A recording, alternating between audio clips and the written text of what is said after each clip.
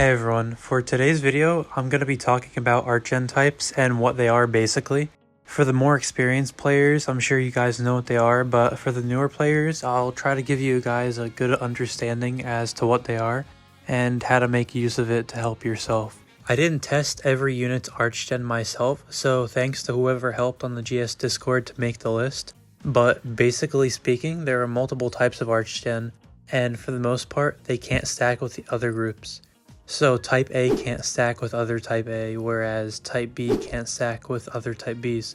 And for anyone wondering, instant Arch-Gen like a burst of 20 won't have stacking issues since it's instant and not an overtime buff.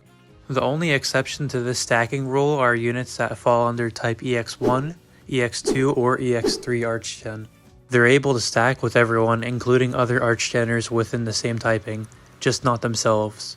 Except for Type EX3, including ReZero Rem, Goblin Slayer, and J, who are the only ones that are able to stack with their own Arch-Gen, as in they buff their own Arch-Gen and can stack the Arch-Gen buff instead of resetting it.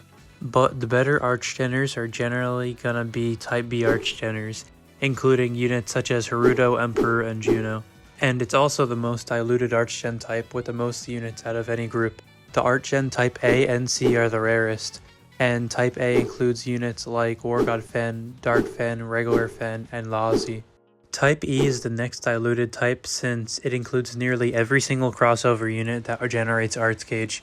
So when you're making a team with Type B or E Arch-Gen, you need to be careful about who you choose since there are lots of good units to choose from within the type, and you want to make sure you're getting the most use from the units.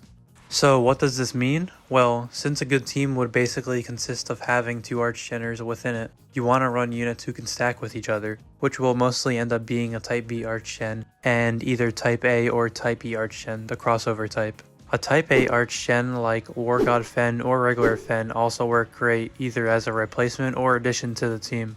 But that's the basic explanation as to how Arch-Gen typing works. It's not too complex once you really get to understand it though. If you do still have any questions about Arch-Gen typing, be sure to let me know in the comments down below. If you did enjoy the guide, I'd appreciate it if you subscribe to the channel. Thanks for watching and I'll see you later.